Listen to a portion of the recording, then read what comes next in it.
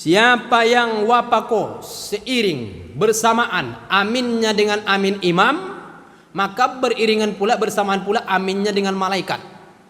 Ini dianjurkan kepada kita Bapak Ibu, jangan terlambat sholat.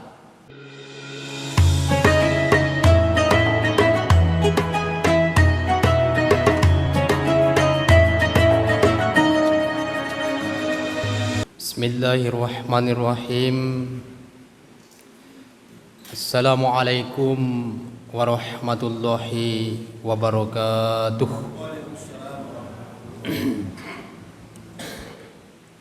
Bismillah walhamdulillah, wassalatu wassalamu ala rasulillah Sayyidina Muhammadin ibni Abdullah wa ala alihi wa ashabihi wa mawalah wa la hawla wa la quwwata illa billah, amma ba'du. Subhanaka la ilma lana illa ma 'allamtana innaka antal alimul hakim. Allahumma rabbana zidna ilman warzuqna fahman bi rahmatika ya arhamar rahimin. Bapak pengurus masjid, Pak Imam, Bapak Ibu hadirin dan hadirat, solihin dan solihat, sesuai dengan hadis yang diriwayatkan oleh Imam Muslim di dalam kitab hadis arba'in yang pertama, wa innama likulli imri'in ma nawa.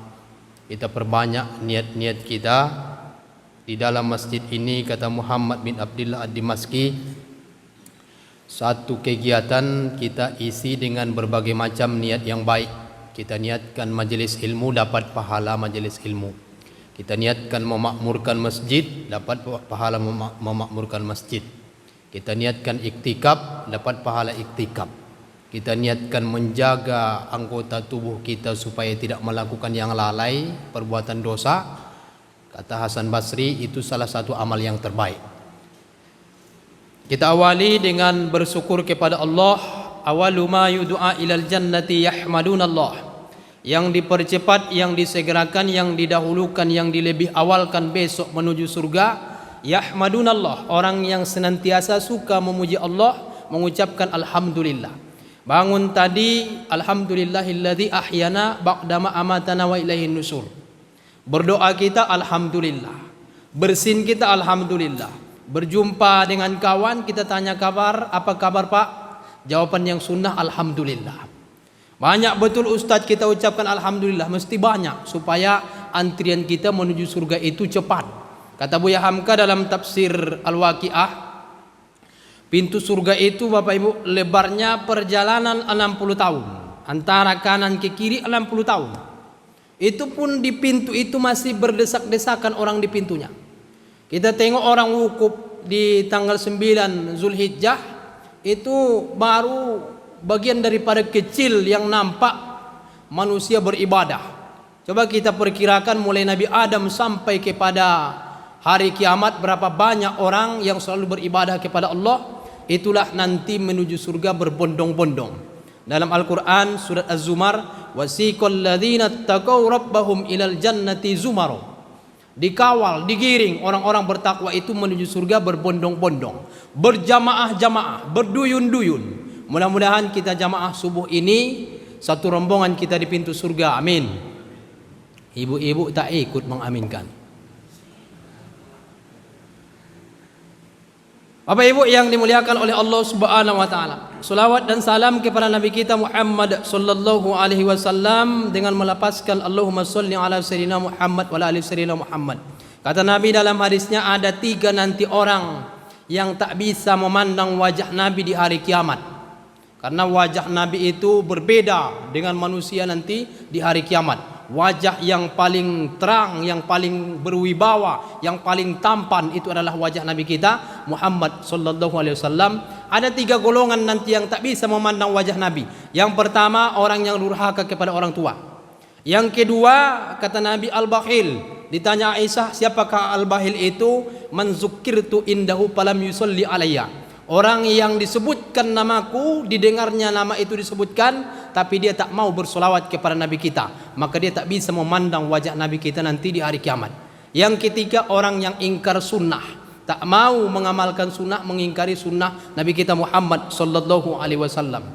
Maka Ja'far Al-Barzanji mengatakan al-jannatu wa na'imuha, surga dan seluruh kenikmatannya, sa'dul liman yusalli wa yusallim, dipersiapkan untuk orang yang selalu bersolawat salam kepada Nabi kita Muhammad sallallahu alaihi wasallam. Ada keistimewaan nanti diberikan kepada Nabi kita di akhirat yang tidak diberikan kepada Nabi yang lain. Yang pertama, syafaat. Dengan syafaat ini Nabi memasukkan umatnya ke surga tanpa hisab. Ada 70.000 orang nanti yang tak dihisab, ditambah lagi dari 70.000 orang ini kali 70.000, maka di total nanti ada lebih kurang 4 miliar 900 juta yang tanpa hisab. Mudah-mudahan kita termasuk di angka tersebut. Begitu juga Nabi tidak segera diberikan syafaat, tapi dia diberikan Al-Kautsar, telaga. Ketika kita memandangnya sungguh indah, ketika kita meminumnya maka nikmatnya luar biasa, tak pengen lagi kita minum sesudahnya. Tidak sekedar diberikan Al-Kautsar, tapi Nabi diberikan wasilah. Wasilah itu tempat kompleks yang luas di surga. Itulah yang kita doakan setelah azan, ati sayyidana Muhammadanil wasilata. Kita doakan setelah azan, ada tempat wasilah nanti, tempat yang luas yang dipersiapkan untuk kita umat Nabi Muhammad sallallahu alaihi wasallam. Mudah-mudahan kita semua masuk ke wasilah tersebut. Bapak Ibu yang dimuliakan oleh Allah Subhanahu wa taala, pada pagi hari ini seharusnya guru kita Ustadz Henry Tambusai, maka beliau mengamanahkan untuk menyampaikan kajian di Masjid Baitul Ma'mur ini. Mudah-mudahan kajian kita diberkahi oleh Allah Subhanahu wa taala. Pak Imam kita tadi sudah berdoa dan kita juga tak henti-henti berdoa untuk saudara kita di Palestina. Mudah-mudahan Allah secepatnya memberikan kemenangan kepada saudara-saudara kita yang muslim di Palestina. Bapak Ibu yang dimuliakan oleh Allah Subhanahu wa taala, referensi kita pada pagi hari ini kitab yang ditulis oleh Nawawi Al-Bantani, ulama dari Banten, ulama Nusantara yang mendunia di Jazirah, dan karangannya lebih daripada 100 kitab. Salah satu kitab yang ditulisnya adalah kitab Nihayatuz Zain. Maka ini yang kita bahas, ditulis beliau di halaman 146. Sab'atu asyara minal akmali yukaffiru kullu wahidin min hazzunub al-mutaqaddamah wal mutaakhir. Ada 17 macam amal.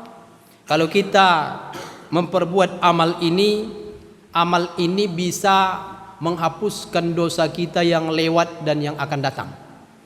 Kalau ada hadis ada disampaikan kepada kita, ada amal yang menggugurkan dosa kita yang lewat dan yang akan datang, makna yang akan datang itu bisa menghapuskan dosa kita, dosa-dosa kecil. Makna yang kedua, amal itu bisa menjaga kita supaya tidak melakukan perbuatan-perbuatan dosa.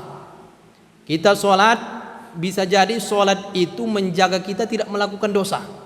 Maka ada ulama tafsir mengatakan, inna sholata tanha anil fahsya'i wal munkar. Sesungguhnya sholat itu mencegah orang dari perbuatan fahsya dan mungkar. Itu ada yang mengatakan sholat tahajud. Kalau dia ikhlas melakukan sholat tahajud sungguh-sungguh, maka sholat tahajud itu menjaga dia supaya tidak melakukan perbuatan fahsya. Fahsya itu perbuatan yang semacam mengarah kepada hawa nafsu dan kemungkaran. Ibadah sholat tahajud ini luar biasa, Bapak Ibu yang dimuliakan oleh Allah Subhanahu wa taala. Maka ini pun kita pahami, amal-amal ini bisa nanti membentengi kita tidak melakukan dosa. Karena di akhir zaman ini sekuat-kuat kita menjaga tidak terlibat dengan dosa, maka kadang debu-debu dosa itu pun kena kita. Di masa ulama salafus soleh, kata mereka pada zaman ini tidak ada lagi halal yang murni. Di masa ulama salafus soleh, maka di masa akhir zaman ini itu baru 3 kurun setelah masa sahabat, masa Nabi, mereka sudah mengatakan sulit di masa itu halal yang murni, apalagilah di masa kita sekarang. Bapak Ibu yang dimuliakan oleh Allah Subhanahu wa taala. Amal yang menggugurkan dosa yang pertama al-hajjul mabrur, haji mabrur. Inilah amal yang kuat menggugurkan dosa kita. Bapak Ibu yang dimuliakan oleh Allah Subhanahu wa taala. Kalau ada orang pulang haji, pulang umroh, pulang beribadah ke tanah haram, maka yang pertama kita jumpai, kalau bisa kita minta doa. Karena dia sudah digugurkan dosa dia di sana kalau dia beribadah. Kalau orang yang digugurkan dosanya, makbul doanya. Kata ulama, orang yang haji itu Bapak Ibu 40 hari 40 malam doanya makbul. Maka kita minta doa. Kalau kita ada hajat, tolong doakan hajat saya.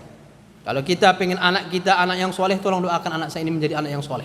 Apalagi dia ulama, apalagi dia orang yang soleh, dia baru melakukan haji atau umroh, kita datangi, tolong doakan kami, tolong doakan keluarga saya, keluarga menjadi keluarga yang taat, karena doanya makbul.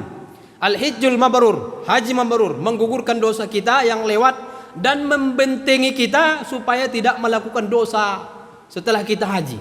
Jadi kalau ada orang pulang haji, habis pulang haji masih melakukan perbuatan dosa, tidak ada perubahan, jangan-jangan dia tidak mendapatkan predikat haji mabrur. Jangan-jangan tidur terus dia di Makkah sana, atau jangan-jangan dia sibuk berfoto-foto di sana. Tapi kalau dia beribadah seperti Imam Hanafi, kata Sufyan bin Uyainah, tidak ada yang datang ke Makkah ini yang paling banyak mendirikan sholat kecuali Abu Hanifah. Imam Hanafi itu seorang yang alim, setiap malam dia mendirikan sholat. Kalau Imam Syafi'i kan masih membagi tiga bagian malam itu. Sepertiga untuk sholat, sepertiga untuk ilmu, menulis, sepertiga lain untuk istirahat. Tapi Imam Hanafi full setiap malam untuk beribadah sholat. Maka pergi dia ke Makkah, sholat terus. Nampak Sufyan bin Uyainah, Ibnu Uyainah, ulama hadis di Makkah, ulama hadis di Madinah, Imam Malik, ulama hadis di Makkah, Sufyan bin Uyainah. Maka kata Imam Syafi'i, kalau tidak ada dua ulama ini di Hijaz, maka redup. Hijaz itu dari ilmu hadis.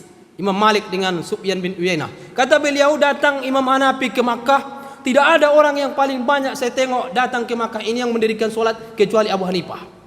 Solat terus, solat terus.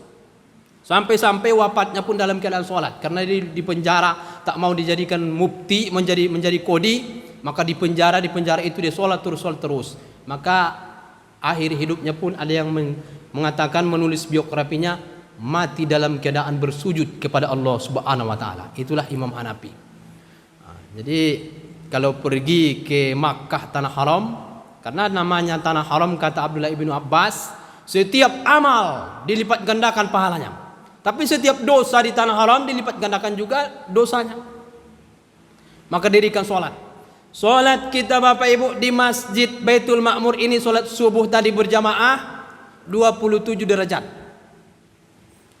Solat di Masjidil Makkah, Masjidil Haram, pahala kita yang solat di sini kali 100.000. Begitulah pahalanya. Untuk mendapatkan 100.000 kali solat subuh, kita butuh umur 270 tahun. Setiap subuh kita datang ke Masjid Baitul Ma'mur. Coba kita bayangkan.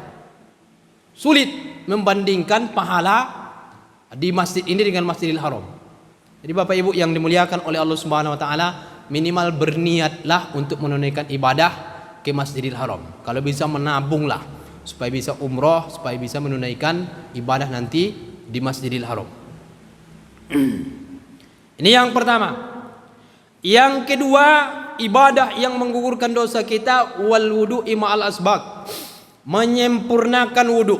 Semakin dingin cuaca seperti pagi ini menjelang subuh kita berwudu, semakin kita sempurnakan wudu kita. 3 kali berturut-turut, muka tangan dibasahi sampai ke atas siku. Semakin kita sempurnakan, maka semakin berguguranlah dosa kita. Sampai kapan wudu ini menggugurkan dosa kita Bapak Ibu? Sampai tetesan yang terakhir. Menetes air wudu yang terakhir itu, maka disitulah berguguran dosa kita. Bapak Ibu yang dimuliakan oleh Allah Subhanahu wa taala, maka sempurnakanlah wudu.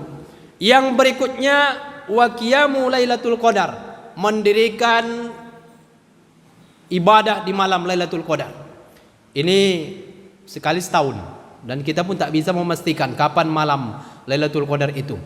1000 bulan beribadah di situ. Yang berikutnya wa qiyamu syahrul Ramadan, salat di malam-malam Ramadan, salat witir, salat tarawih. Yang berikutnya wasiyamu, dan puasa Ramadan itu pun menggugurkan dosa.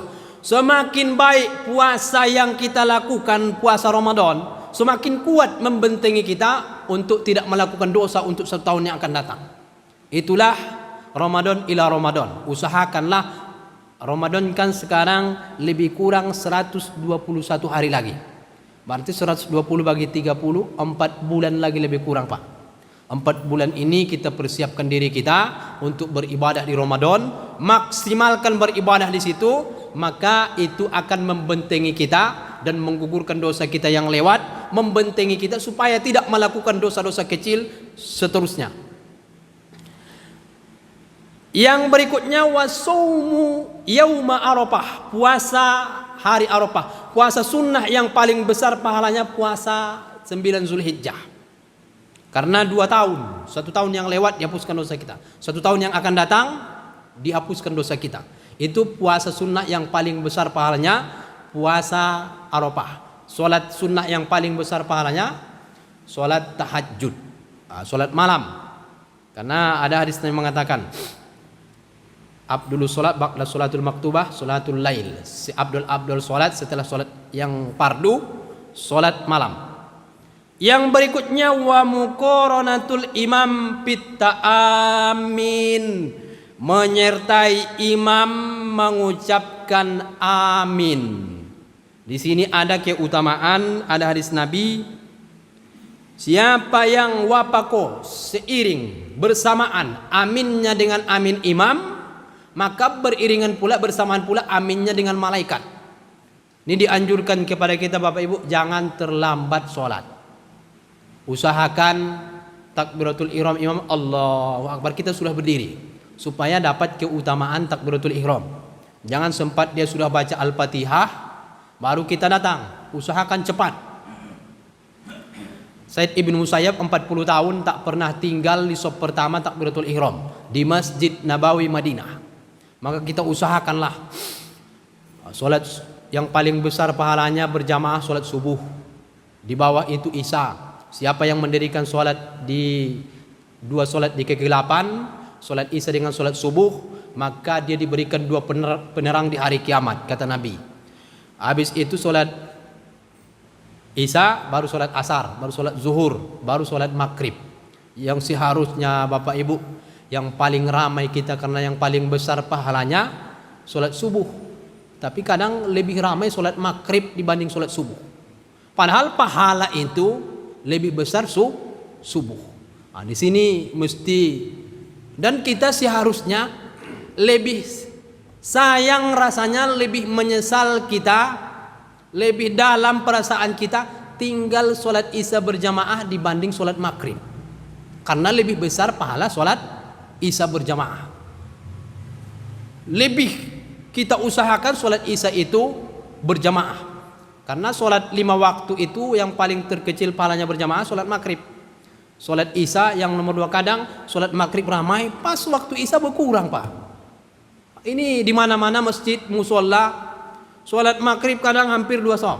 Pas solat isya tinggal 6 orang. Seharusnya lebih banyak kita solat isya. Solat berjamaah selama sepekan, selain solat Jumat yang paling besar pahalanya, solat subuh berjamaah bertepatan hari Jumat. Itu paling besar pahalanya. Maka dalam sepekan ini seharusnya kalau dihitung subuh yang paling ramai ini subuh Jumat.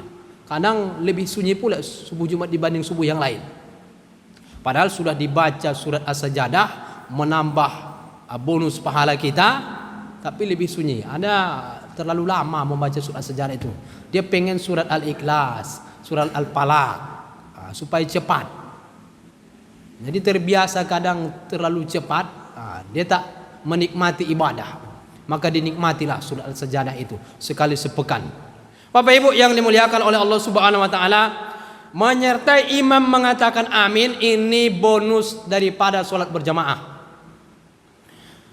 Banyak keutamaan lain solat berjamaah. Langkah kita setiap langkah dihitung pahala, 10 pahala. Karena rumus paling kecil dalam kebaikan dalam agama kita umat Nabi Muhammad, satu kebaikan 10 pahala. Satu kebaikan, satu langkah itu mengangkat satu derajat kita. Satu kebaikan itu menggugurkan satu dosa. Masuk ke masjid, memasukkan kaki kanan kita, berdoa dapat pahala. Dalam masjid, kata Wahbah Az-Zuhaili, mondar mandir kita, belum duduk kita, itu sudah dapat pahala kalau kita niatkan iktikaf. Salat tahiyatul masjid kita dapat pahala. Di rumah kita tidak ada tahiyatul masjid. Meluruskan shaf dapat pahala. Memandang tempat sujud dapat pahala. Maka merapatkan shaf dapat pahala. Menyertai imam mengatakan amin dapat pahala. Ditambah lagi pahala pokok berjamaah itu 27. Pahala pokok solat sendiri di rumah 1. Kalau kita bandingkan dengan dunia, 27 misalkan 27 juta kita dapat di sini pokok, 1 juta di rumah. Pahalanya. Ditambah bonus-bonus yang lain. Di rumah apa bonusnya? Tak ada bonus. Menyertai imam mengatakan amin tidak ada. Meluruskan shaf kita sendiri. Nih iktikaf di rumah tidak ada iktikaf di rumah, yang ada di masjid. Ditambah lagi pahala memakmurkan masjid, meramaikan jamaah. Jadi kalau masih malas kita berjamaah dengan pahala yang begitu luar biasa, maka perlu dipertanyakan kekuatan iman kita. Bapak Ibu yang dimuliakan oleh Allah Subhanahu wa taala, disinilah kita usahakan datang berjamaah untuk menyertai imam mengatakan amin. Ghairil maghdubi alaihim waladdallin. Sama-sama aminnya. Amin. Di sini bersamaan amin kita dengan malaikat digugurkan dosa kita. Ditambah lagi amin kita itu sebelumnya kita sudah mengikuti doa. Ihdinas siratal mustaqim. Doa. Ya Allah tunjukilah kami ke jalan yang lurus. Yaitu agama Islam. Kita sudah berdoa, maka diaminkan pula doa kita. Maka kalau kita berjamaah, ramai jamaahnya seperti sholat Jumat, ada hajat kita, ada keinginan kita, maka berdoalah dalam hati di menjelang amin. Ketika imam membaca ghairil maghdubi alaihim waladdallin, berdoalah. Kalau hajat kita pengen sehat, ya Allah sehatkanlah dalam hati. Maka ada 40 orang jamaah atau 100 orang jamaah sholat Jumat mengaminkan, diaminkan malaikat pula, maka makbul doa kita. Dalam sholat itu ada 3 tempat yang makbul doa, tapi tidak usah diucapkan dengan lisan kita, hati kita, supaya sempurna sholat kita. Yang pertama antara ghairil maghdubi alaihim waladdallin sampai amin, di antara itu kita berdoa. Yang kedua setelah tahiyat akhir, fil alamina innaka hamidum majid, berdoa di situ. Yang ketiga di sujud terakhir kita. Tapi kalau kita tidak imam ataupun kita sholat sendiri, kalau berjamaah berdoa dalam hati dengan pendek. Karena berjamaah itu disegerakan, tidak seperti sholat sendiri. Sholat tahajud kita lamakan sujud kita, tapi berjamaah itu dianjurkan untuk sesuai dengan kebutuhan hajat jemaah kita. Kita tengok jemaah kita ada yang tua, ada yang muda, ada yang anak-anak, ada yang sibuk segala macam, maka kita beribadah itu melihat kondisi jemaah kita. Bapak Ibu yang dimuliakan oleh Allah Subhanahu wa taala, maka datanglah berjamaah supaya kita bisa mengikuti imam mengatakan amin. Yang selanjutnya yang menggugurkan dosa kita, wa qiraatu awakhiri suratul hasri, membaca ayat Al-Quran surat Al-Hasri, surat Al-Hasar, 3 ayat yang terakhir, mulai dari lau anzalna hazal Qur'ana ala jabalin. Ini ada hadis Nabi, saya kutip tadi dari kitab hadis riwayat Imam At-Tirmizi. Apa kata Nabi? Man qala hina yusbiha salasa marratin a'udzubillahi minasyaitonir rajim. Siapa yang membaca pagi-pagi a'udzubillahi minasyaitonir rajim 3 kali, atau a'udzubillahi samil alim minasyaitonir rajim 3 kali. Kalau di Wirdul Latif Habib Haddad, ini a'udzubillahnya a'udzubillahi samil alim minasyaitonir rajim. 3 kali. Wa qara'a salasa ayatin min akhiri suratil hasri, dan dia membaca 3 ayat dari akhir surat Al-Hasri. Wakkalallahu bihi sab'ina alfa malakin yusalluna alaihi hatta yumsiya. Maka Allah menugaskan 70.000 malaikat untuk mendoakan kita supaya digugurkan dosa kita. Jadi ada 70.000 malaikat yang selalu ada dalam hadis yang mendoakan kita. Yang pertama inilah, kita baca akhir surat Al-Hasri. Kadang kita sering baca ini dalam sholat. Kita baca pagi-pagi sampai akhir karena isi ayat-ayat itu Asmaul Husna. Maka 70.000 malaikat. Ada lagi hadis yang mengatakan ma min muslimin ya'udu musliman, orang yang mengunjungi muslim yang sakit, maka illa shalla alaihi sab'ina alfa malakin, maka berdoalah malaikat. Kalau dikunjunginya pagi 70.000 malaikat berdoa sampai sore. Dikunjunginya sore maka sampai subuh 70.000 malaikat yang mendoakan kita. Itu orang yang mengunjungi, menjenguk orang sakit. Orang yang paling suka menjenguk orang sakit adalah Nabi kita. Jangankan muslim, jangankan sahabat yang sakit, orang kafir pun yang tukang ludah dia sakit dijenguk Nabi. Begitulah Nabi menjenguk orang sakit. Jadi menjenguk orang sakit ini sunnah Nabi.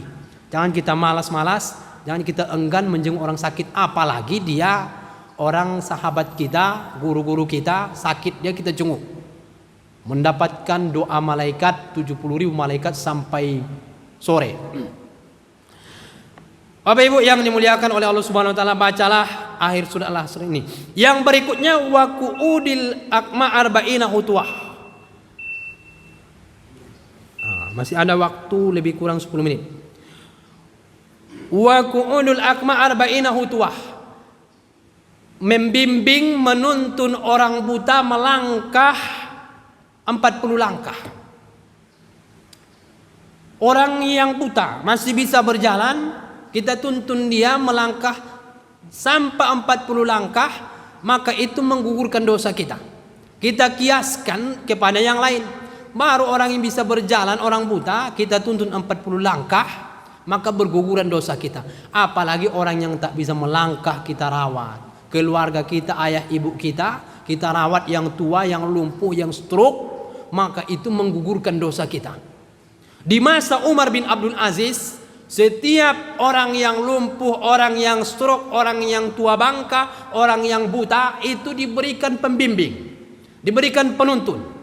Orang ini sudah tua, ada penuntun, dia ditugaskan, digaji oleh khalifah, dikeluarkan imbalannya. Itu di masa khalifah. Begitulah adilnya khalifah Umar bin Abdul Aziz. Setiap rumah diberikan kendaraan. Kendaraan di masa itu kuda atau unta, diberikan setiap rumah. Itulah adilnya Umar bin Abdul Aziz. Luar biasa. Sering nampak binatang buas, serigala bersamaan dengan hewan-hewan ternak. Karena makmurnya di masa pemerintahan beliau. Sampai-sampai hewan binatang buas pun tak mau menerkam hewan-hewan ternak, karena mendapatkan kemakmuran. Begitulah makmurnya Umar bin Abdul Aziz ketika memimpin jadi khalifah yang adil. Di masa sekarang seandainya diterapkan begitu, setiap orang yang stroke ada petugas negara. Setiap orang yang sudah tua ada yang mengurusnya. Kalau di masa Umar bin Abdul Aziz berlomba-lomba orang mengurusnya, karena ini menggugurkan dosa. Kadang kita, keluarga kita berat kita mengurusnya. Ayah kita, ibu kita sudah tua, berat kita mengurusnya. Itu sudah keluarga kita, abang kita, kakak kita semua. Kalau kita urus, ini menggugurkan dosa kita. Bapak Ibu yang dimuliakan oleh Allah Subhanahu wa taala. Kalau Umar bin Khattab, karena kalau kita bandingkan tabi'in dengan tabi'in dengan sahabat, debu yang lengket di sahabat itu lebih mulia daripada amal-amal generasi selanjutnya. Begitulah mulianya Umar bin Khattab, sahabat Nabi. Jangankan mengurus orang yang sakit, membersihkan kotoran orang yang tua sering dilakukan Umar bin Khattab. Padahal dia mampu menyuruh orang. Ada orang yang tak bisa membersihkan BAB-nya lagi, Pak, kotorannya. Itu Umar bin bin Khattab dia sendiri yang membersihkan.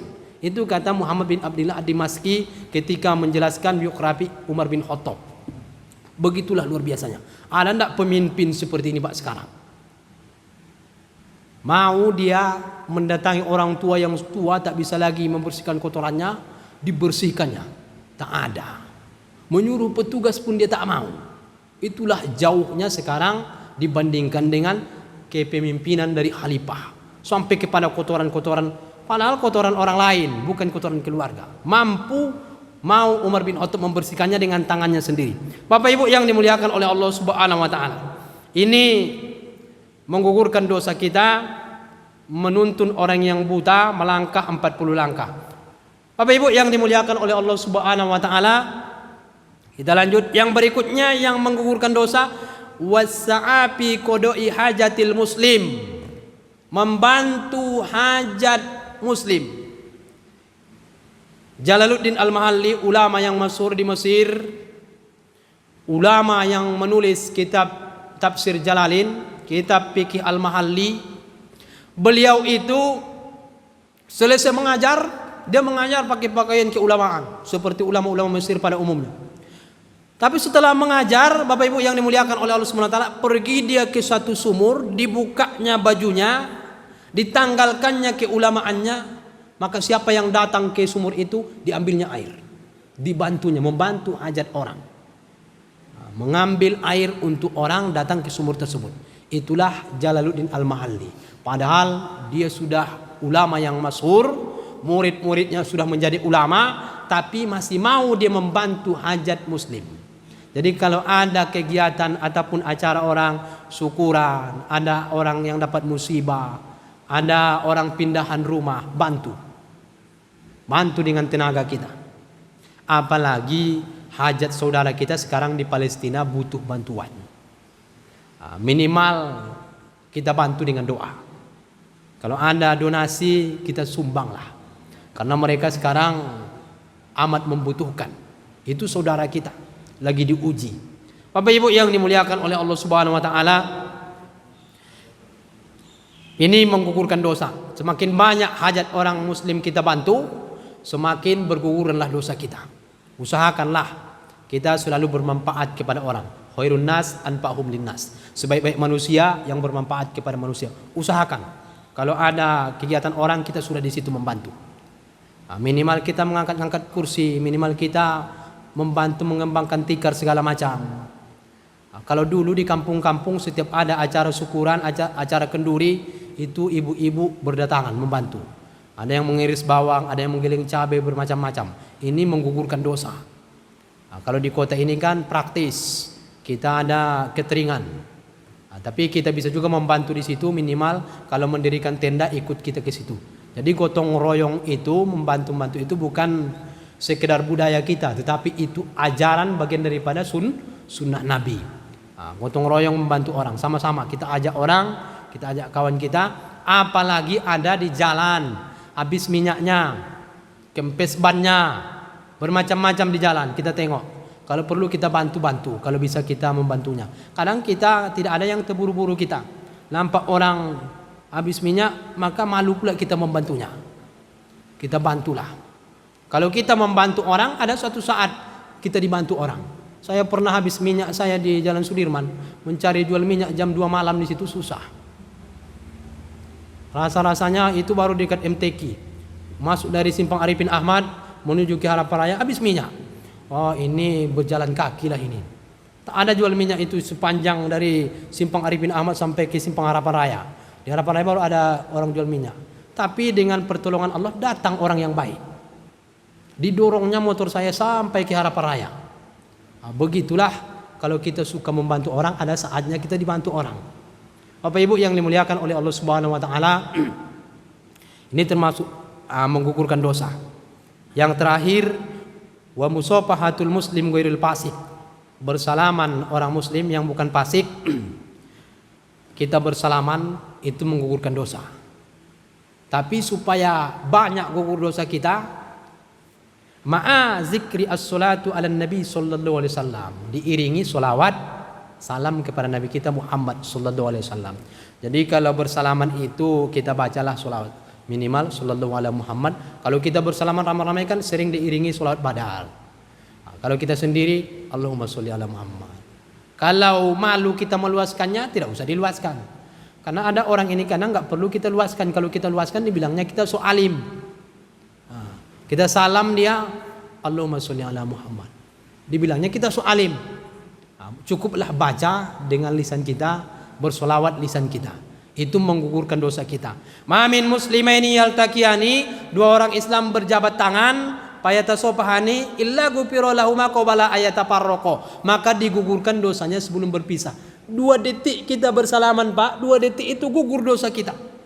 Kata Imam Hanafi, persangkutan sama manusia, kita pernah membicarakan dia, kita pernah memburuk-burukkan dia, kita pernah menggunjing dia, ketika kita bersalaman gugur dosa kita berdua.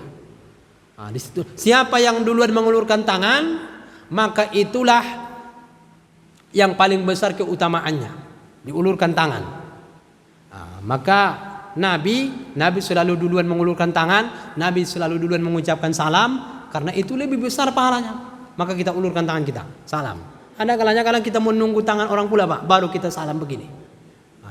Kitalah yang lebih dulu, kita ulurkan tangan kita, baru kita salam. Dan Nabi tidak melepaskan tangan orang, genggamannya, kecuali orang itu melepaskannya. Itulah Nabi akrabnya dengan bersalaman.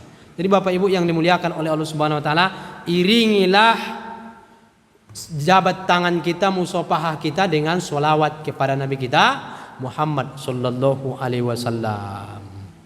Inilah di antara amal-amal yang menggugurkan dosa kita. Masih banyak lagi, ada 17, baru lebih kurang 10 kita sampaikan.